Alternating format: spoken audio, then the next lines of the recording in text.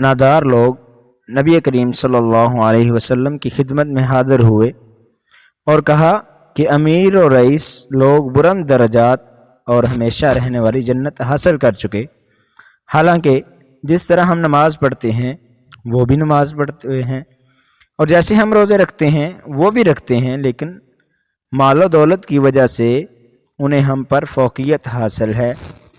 کہ اس کی وجہ سے وہ حج کرتے ہیں، عمرہ کرتے ہیں، جہاد کرتے ہیں اور صدقے دیتے ہیں، اور ہم محتاجی کی وجہ سے ان کاموں کو نہیں کر پاتے۔ اس پر نبی کریم صلی اللہ علیہ وسلم نے فرمایا کہ لو میں تمہیں ایک ایسا عمل بتاتا ہوں کہ اگر تم اس کی پابندی کرو گے تو جو لوگ تم سے آگے بڑھ چکے ہیں انہیں تم پا لو گے، اور تمہارے مرتبہ تک پھر کوئی نہیں پہنچ سکتا، اور تم سب اچھے ہو جاؤ گے سوا ان کے جو یہی عمل شروع کر دیں۔ ہر نماز کے بعد 33 مرتبہ تسبیح یعنی سبحان اللہ اور تحمید یعنی الحمدللہ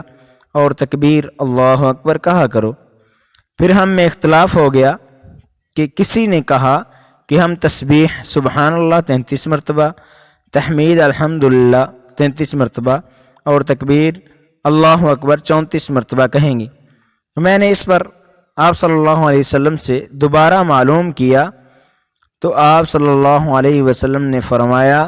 کہ سبحان اللہ اور الحمدللہ اور اللہ اکبر کہو